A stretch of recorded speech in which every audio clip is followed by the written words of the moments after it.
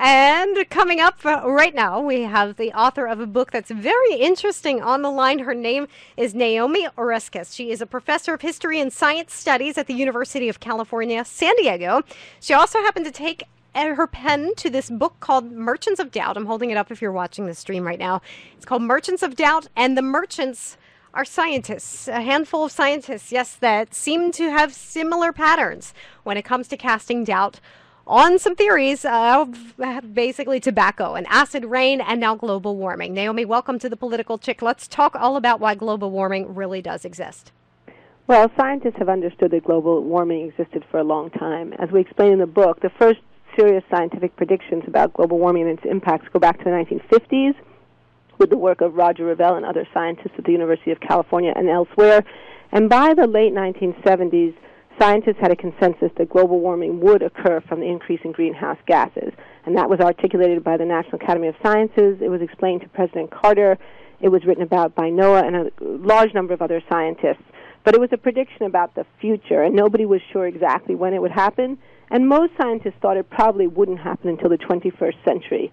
So the surprising result was that it actually happened much sooner than people expected. And by the early to mid-1990s, there was pretty much a consensus in the scientific community, with a few exceptions, that global warming was in fact already happening.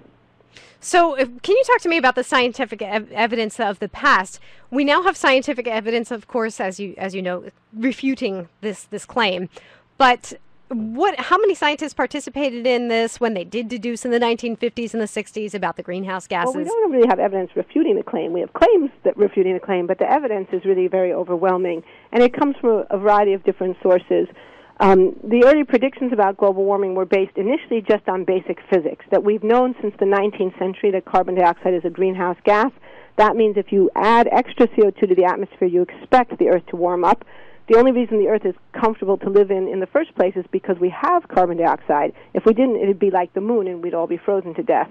So a little bit of carbon dioxide is a good thing, but like many things, it's possible to have too much of a good thing. And that was already understood 100 years ago. In the 1950s, people began to make predictions based on the beginning of measurements, started in 1958, that began to show that CO2 was actually already increasing the atmosphere measurably. Then we have the development of climate models that begin to predict what the impact of that should be. And we also have the direct measurement of temperature that shows that temperature has increased just a little bit less than 1 degree centigrade in the last century.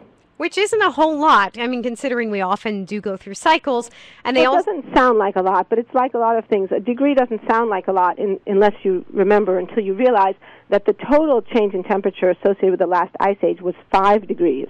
So we've already seen a change, which is 20% of what it takes to get you to an ice age in the other direction. And we know from paleoclimate work, and this is the other important area of scientific research in recent years, we know from paleoclimate work that a change of just 1 or 2 degrees can have a very big impact. So, for example, in the last interglacial period, it was about 1 degree warmer than it is today, and yet sea level was 5 to 6 meters higher.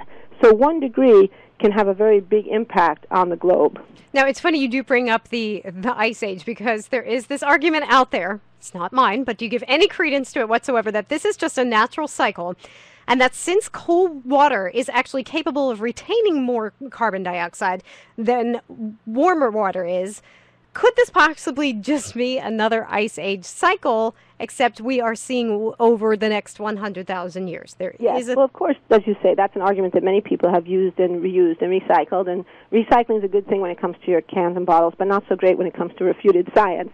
So it is true that there are natural cycles. Climate scientists, of course, know that and discuss it at great length.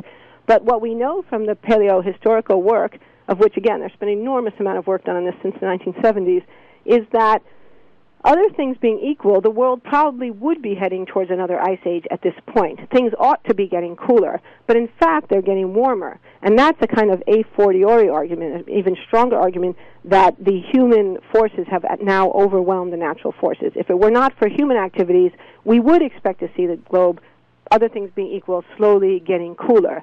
It's also true that the scale, the time scale on which those changes take place, is much longer. So we would expect the Earth to be moving towards the next ice age sometime between maybe 5,000 and 10,000 years from now. And for you and me, in terms of our life and our children, that's not something most of us are going to worry about. But the scale at which warming is happening now from carbon dioxide and other greenhouse gases, and also deforestation, is much, much more rapid. This is something that's taking place not on the scale of millennia, but on the scale of years to decades. It's measurable and observable right now. They are saying that the climate models are not 100,000% accurate, but... Of course not. That's the model. Right. Right. And there is another argument out there, of course, that it could actually just be that we do need more scientific evidence, because it has been pretty recent that we started this. In 1950s, 1960s, it hasn't been since... Not exactly. We started this in the Industrial Revolution. Carbon dioxide has been increasing since the Industrial Revolution.